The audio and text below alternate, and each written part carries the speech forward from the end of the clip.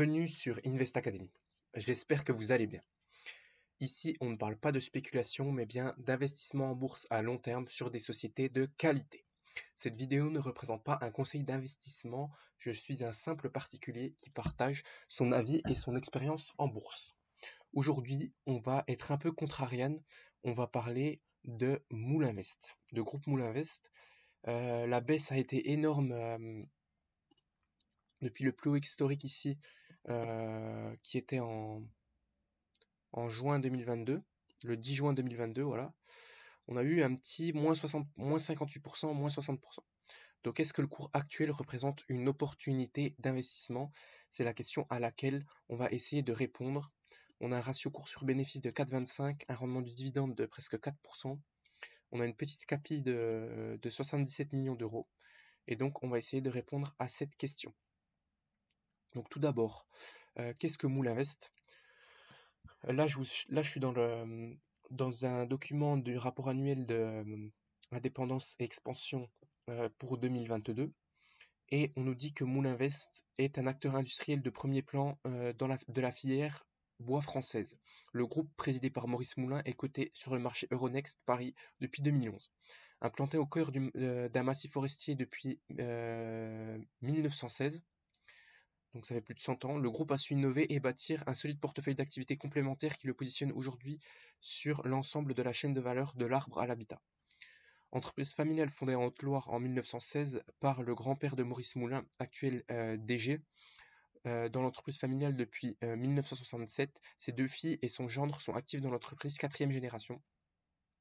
Donc là, c'est plus de la société, hein. Entreprise familiale très bonne et demande en bois en hausse, baisse de l'offre. Voilà ce qu'on nous dit. Situation en 2020, on avait une entreprise en croissance, donc taux de croissance annuel 10%, marge confortable 8%, ROCE élevé 15%. Donc au niveau du levier économique quality, gestion familiale 3 générations et structure de bilan saine. Et au niveau value, on avait une valorisation faible, donc un PER de 3,8 en 2020 et ici 6,3 en prix sur cash flow.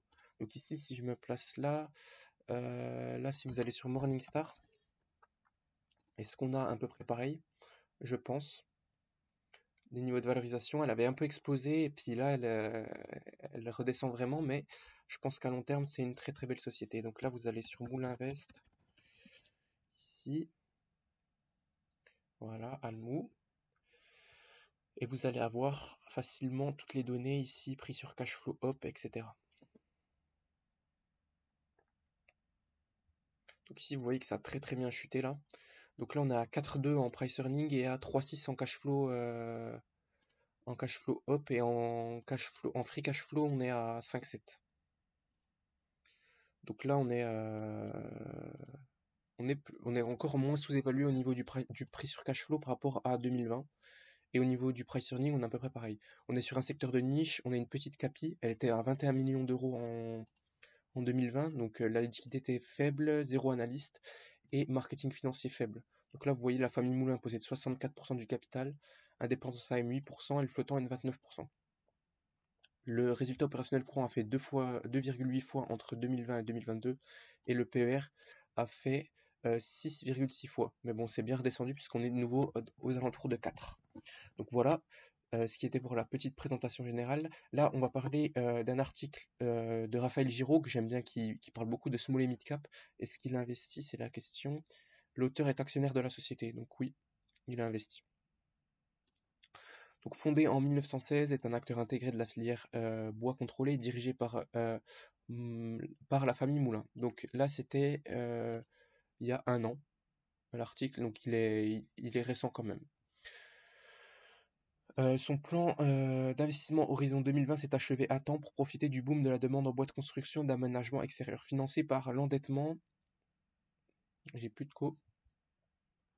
Voilà, c'est bon. Financé par l'endettement, ce plan d'investissement ambitieux a d'abord fait pression sur la valorisation boursière lors du crack Covid. L'action a alors perdu près de la moitié de sa valeur en quelques semaines. Depuis, Le cours a été multiplié par 13 au gré des publications favorables, alors que la demande pour les produits issus du bois semble promise à un avenir durable. Le groupe vient d'ailleurs d'annoncer un nouveau plan d'investissement de 150 millions d'euros en anticipation de la croissance de la demande mondiale. Entretien avec le nouveau directeur financier du groupe. Jérôme Ferrand, Moulinvest a publié des résultats 2020-2021 records. Reste-t-il encore des fruits à cueillir de votre plan d'investissement Horizon 2020? Donc notre plan d'investissement 2020 qui a fait l'objet d'investissements d'une trentaine de millions d'euros sur 2017-2020 a principalement consisté à installer une nouvelle ligne de profilage du bois. Ces nouvelles capacités ne sont pas encore totalement saturées. Cependant, la capacité de traitement de notre parc agrumes de Dunières limite nos capacités de sciage, d'où le projet d'un parc agrumes au niveau de notre second site afin d'utiliser à plein nos capacités de profilage. De fait, cela augmentera nos capacités, cela augmentera nos productions connexes de bois valorisées par Moulin Bois Énergie, production d'électricité verte fabriquée à partir de granulés de bois. Donc là, on parle de cogénération. Les capacités tendent également à saturer. Ainsi, malgré nos investissements dans des gains de productivité, nous pourrons difficilement augmenter nos volumes de 10 à 15% avec l'outil actuel, d'où notre nouveau plan à horizon 2030. Donc là, on nous dit qu'est-ce que fait Moulinvest? Solutions durables pour le bois, bois de structure, couverture, donc du bois de menuiserie. On fait de l'éco-construction, on fait de la cogénération et des granules. Donc voilà tout. La direction vient en effet d'annoncer, quelques jours avant l'Assemblée générale des actionnaires qui s'est tenue ce 7 février, un plan d'investissement de 150 millions d'euros à l'horizon 2030. Pour quelle augmentation des capacités et selon quel calendrier? Le plan d'extension des capacités de production concerne nos deux sites, à savoir notre site historique de Dunières dans le département de la Haute-Loire et celui de Boissé-les-Morons dans la Loire. Ce dernier, situé à moins d'une heure de route du siège, a intégré Moulinvest en 2013 lors de la reprise de France Bois imprégné. Compte tenu de la forte demande de bois transformé, en particulier à destination de la construction, des aménagements extérieurs et du bois énergie, nous visons globalement plus qu'un doublement des capacités de production à horizon 2030 sur l'ensemble de notre offre. Donc là, on met quand même le paquet pour le plan 2030 pour doubler les capacités de production. Cette augmentation des capacités de production s'accompagnera de gains de productivité et d'un élargissement de la gamme de produits sciés proposés à nos clients, en particulier vers des produits à plus forte valeur ajoutée. Par exemple, nous allons nous doter d'une ligne d'aboutage qui permettra de mieux valoriser certains produits sciés. Le calendrier de réalisation des projets n'est pas encore connu, compte tenu notamment des autorisations administratives restant à obtenir sur chacun des deux sites et des délais de livraison des machines qui s'élèvent aujourd'hui à 18-24 mois. Voilà tout. Aussi, l'exercice en cours qui s'achève fin août, nos investissements seront limités à des investissements de remplacement et de productivité et les premiers acomptes sur les machines commandées dans le cadre du nouveau plan d'investissement n'interviendront pas avant l'exercice prochain. Donc, actuellement, ils font des investissements sur les machines. Aussi, la direction a proposé, compte tenu du triplement des résultats 2020-2021, des tendances favorables sur l'exercice en cours, la reprise du versement d'un dividende de 2 millions d'euros après 10 ans d'interruption.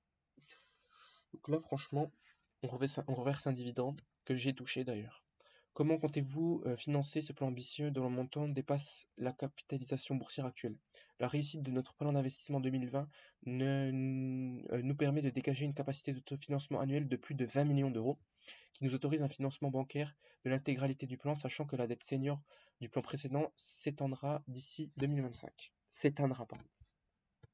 L'octroi de subventions, notamment pour les installations destinées à la production de granulés de bois, devrait atténuer le montant net des investissements. Donc là, on va pouvoir être subventionné à des montants favorables. Voilà tout. Comment gérez-vous l'augmentation du prix de l'électricité? Nous estimons que le surcoût sera de l'ordre d'1 million d'euros en année pleine à partir de 2022, moyennant un contrat pluriannuel qui nous assure une certaine stabilité sur les 3 prochaines années. Donc on est couvert présentement sur les prix de l'électricité, ce qui est positif. Nous répercutons sans difficulté les hausses subies, de même que l'augmentation continue des prix des grumes, de résineux que nous achetons localement auprès de l'ONF, de groupements forestiers et de propriétaires particuliers. Peut-on envisager une augmentation de capital ou une croissance externe? Ce n'est pas du tout à l'ordre du jour. Donc voilà tout. Ici, on est quand même positif sur le dossier. Je suis positif sur le dossier personnellement. Et ici, on a eu Dark Mist. Donc, si vous allez sur Boursorama, le forum, qui nous dit que Emmanuel Macron, donc c'était le 19 avril, donc lui il est très positif sur le dossier, il a plein de connaissances et je lui fais un coucou s'il passe sur la chaîne. Emmanuel Macron sera demain sur le terrain d'une usine du Bas-Rhin spécialisée dans la construction en bois. N'oubliez pas que Moulinvest est une industrie verte. Elle reçoit des subventions de l'ADEME pour l'achat de ces machines. Son financement est assuré à un taux de 0,9% par la Société Générale avec un prévert jusqu'en 2025. Donc là on est financé à un taux très très avantageux, hein. Elle a un avantage compétitif par rapport aux autres scieries s'approvisionnant qu'à 150 km à la ronde, moins de frais de transport. Tout se transforme dans la scierie. Le bois de sciure est réutilisé pour faire de la cogénération, donc créer de l'énergie à partir de déchets, qui sert à alimenter le séchage du bois, maîtrise des coûts de l'énergie. Laurent Wauquiez a visité Moulinvest l'année dernière. Les pactes bois biosourcés commencent à être signés un peu partout en France. Moulinvest continue de recruter. Si cela n'allait pas, il baisserait les recrutements. Le PDG se dit attentif au ratio bénéfice sur le nombre d'employés. Bref, le meilleur reste à venir. Voilà. Donc lui, il est quand même très au courant de tout. Il est allé à l'Assemblée Générale de Moulinvest au début d'année ici. Et il nous dit ici que en regardant les nombreuses scieries en France, on remarque que la plupart sont des petites scieries en voie de disparition car elles n'ont pas l'argent pour investir dans des équipements neufs. Et maintenant, les équipements ont fortement augmenté. Donc, inflation des équipements, la marge nette bénéficiaire est faible. En France, il y a 2 voire 3 gros acteurs du bois, mais je dis 2 car il n'y en a que 2 qui sont très rentables et qui ont un avantage compétitif. Je vois le groupe SIAT, donc je connais pas, et Moulinvest, que je connais bien ici. Le troisième a une énorme masse salariale par rapport à Moulinvest. Moulinvest a moins de masse salariale car elle investit dans des machines avant l'inflation. Le troisième est Essa Farge. En bref, en gros, on a une baisse du nombre de scieries en France et un duopole qui est en train de se créer. Donc là, on a un avantage compétitif qui est intéressant sur les grosses scieries en France. Ah oui, autre chose, Moulinvest revend de l'électricité à EDF. Donc ce qui est intéressant actuellement. Donc avec la cogénération, ils revendent de l'électricité à EDF. Donc tendance, le nombre de scieries continuera de diminuer, 1300 scieries en 2020 contre 15 000 en 1964. Au niveau là, dans le cadre du plan France Relance, les scieries pourront obtenir des financements pour moderniser leur équipement de production et développer une activité de deuxième transformation du bois. Donc intéressant ici. Donc scierie artisanale, scierie semi-industrielle. Il nous dit qu'il est gros actionnaire et qu'il profite pour acheter à ce prix un PER de 7 estimé en 2023. Si on a une vision pessimiste, c'est donné et cela laisse une marge de sécurité au cours actuel apparemment.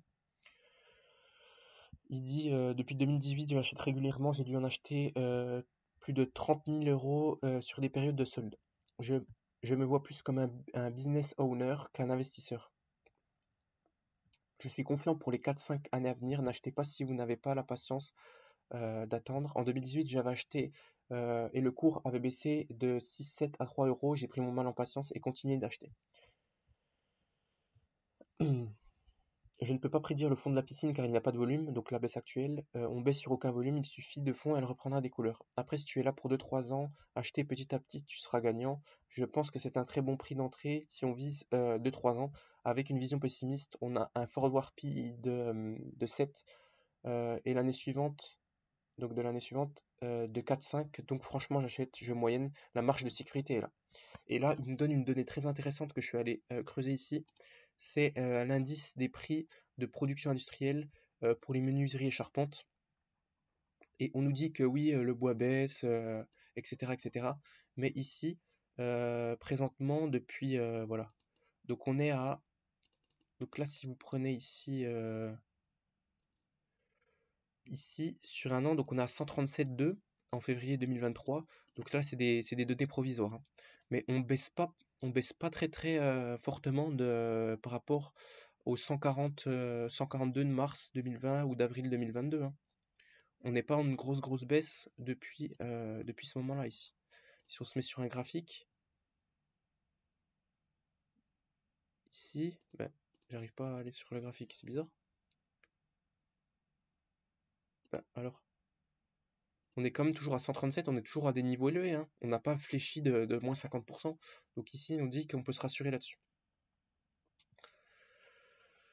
On me dit, ça tombe bien, Moulinvest ne fait pas de palettes. Les palettes sont particulièrement en hausse, sont particulières car la hausse a été plus forte, donc 25%, ce n'est rien. Pour la construction, oui, le nombre de permis baisse. Par contre, la construction bois augmente. Comme je l'ai déjà dit et redit en France, nous manquons de bois d'œuvre. Nous importons actuellement 70% du bois.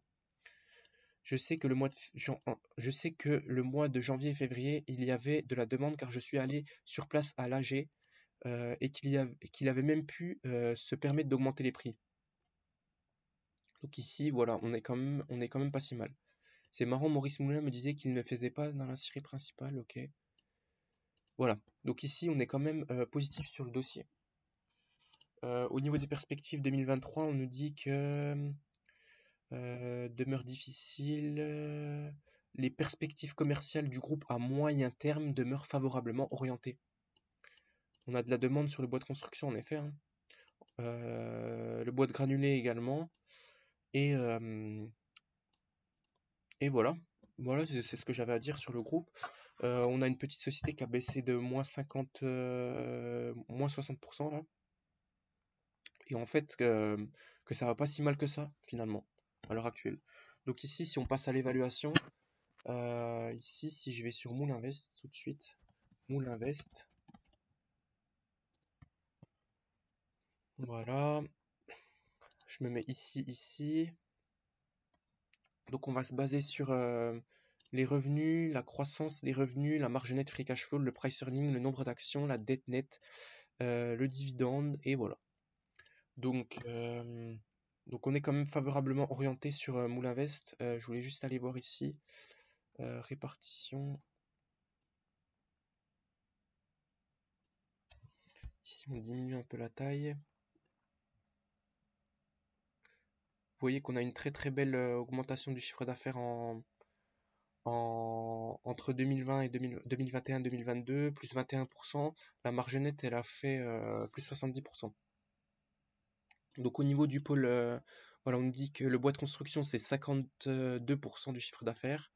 Bois énergie, c'est 20% du chiffre d'affaires, donc les granulés, le bois et puis la cogénération. Et l'imprégnation, donc ici c'est les poteaux pour les télécoms, fait un recul de 11,8% d'un partenariat important de l'ordre institutionnel de Découvert. Voilà. Donc ici on est pas mal. Donc ici on veut regarder les revenus. Voilà, total revenu. Est-ce qu'on a une croissance des revenus sur 20 ans? Mais depuis que c'est coté, je sais pas. Depuis que c'est coté, on a une croissance des revenus. Donc là, franchement, on a une très belle croissance des revenus. Donc revenu, croissance des revenus. Ici, si on table sur une baisse, allez, on va se placer à 100 millions d'euros avec une baisse de 15% du chiffre d'affaires ici. Ici, si on se place à 100 millions d'euros, on est conservateur avec une baisse de 15% du chiffre d'affaires. Même si apparemment ça se porte très bien quand même, hein. Si on recrute, c'est que ça va. Voilà, donc revenu, croissance des revenus, au niveau des grosses margins, la marge brute, est-ce que ça se tient? Donc là, si on cache ça, voilà. Ici, on voit que on est en augmentation depuis 2012. On est en augmentation de la marge brute. Donc voilà, c'est assez intéressant ici. Est-ce que les net income vont en même sens que les free cash flow? Net income, ici, last 12 months et les free cash flow. Ici, last 12 months. On les place sur le même graphique. Et on voit qu'on a des free cash flow inférieurs au net income. Donc ici, on a eu des gros investissements. Et donc on a des free cash flow quand même qui sont positifs, des net income positifs en très belle croissance. Et on aime ça. Donc ici, on va prendre la net income margin. Ici, voilà. Donc là, je me suis déjà protégé sur le chiffre d'affaires en baisse. Et ici, si je me protège, je pense pas qu'on va garder les niveaux de marge actuels quand même. Mais autour de 10%, je pense que c'est tenable quand même, une marge autour de 10%. Parce qu'on a une forte demande et on gère très bien la société. Donc là, si je prends 10%, 10%, c'est vraiment très convenable en marge nette également. Ici, 10%. Donc 60% en moins par rapport à la marge nette actuelle. Voilà. Donc au niveau du price earning ici, à combien elle s'échange la société? La société, elle s'échange à des price earning assez faibles parce que c'est une petite capitalisation. Et donc ici sur 20 ans, voilà. Donc 6,5, 6,5, 6,2, 8,3. Donc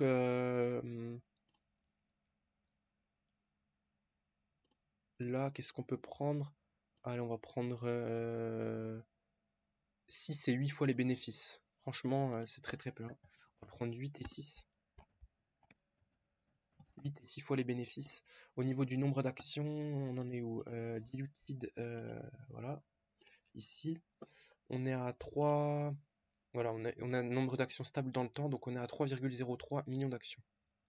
Ici, 3,03 millions d'actions. Et au niveau de la dette, est-ce qu'on a de la dette ici? Qu'est-ce qu'on nous dit? CTRL F. Ici, est-ce qu'on a de la dette?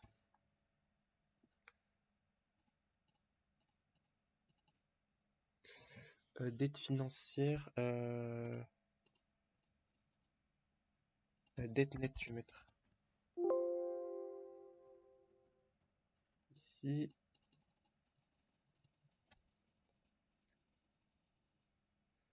À ce niveau-là, qu'est-ce qu'on peut dire?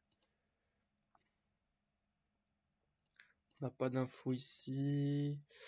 Dette financière, voilà, c'est ce qu'on voulait voir. Dette financière auprès d'établissements de crédit.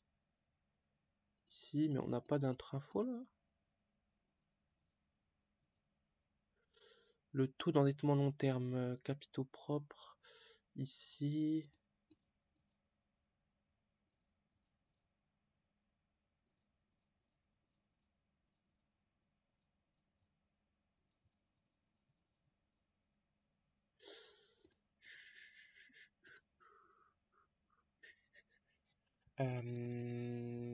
Est-ce que j'ai pas un petit communiqué ici? Ce serait plus simple, non? Communiqué résultat annuel. Communiqué de presse. Ici, on nous aura peut-être une info plus précise sur la dette. Présentement.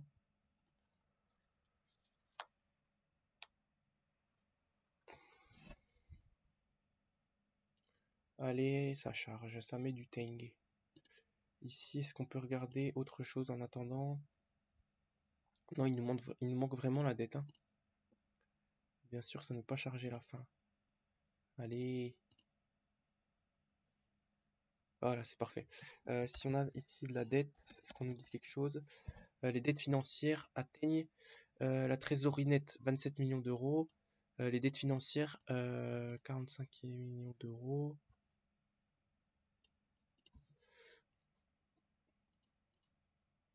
Le ratio dette nette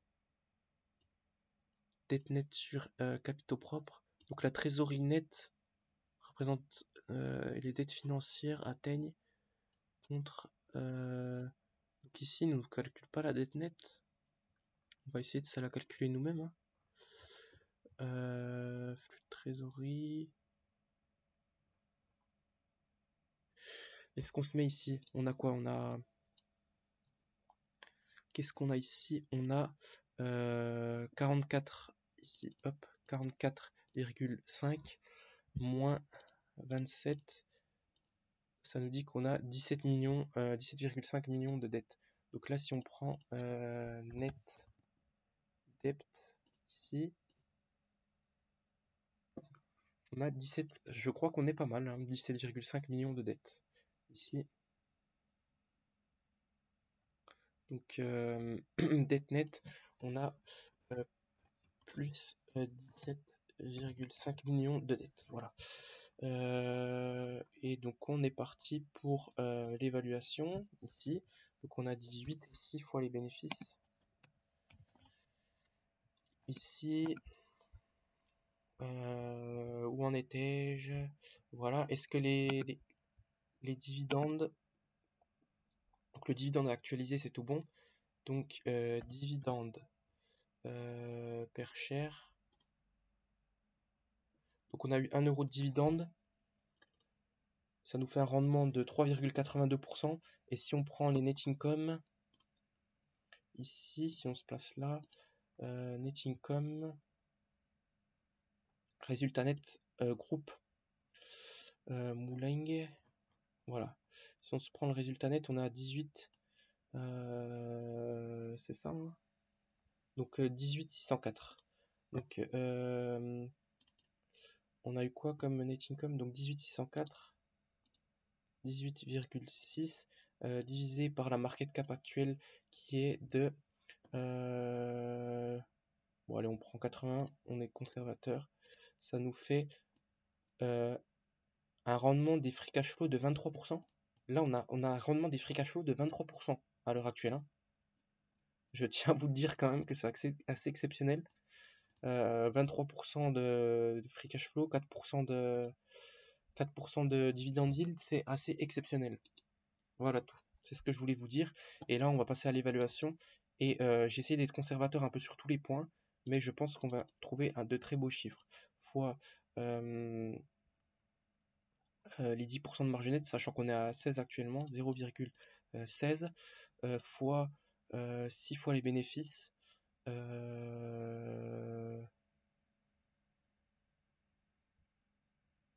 En fait, je suis dans le négatif là, en fait, avec la dette. Bah, tu savais qu'à ce prix-là, on va pas prendre en considération la dette quand même, parce que sinon, ça va nous fausser les résultats. Sachant que j'ai déjà été conservateur avant. Attendez, on fait 100 fois... pourquoi j'ai mis une marge nette de 16? Je suis un peu bête. Fois 0,01.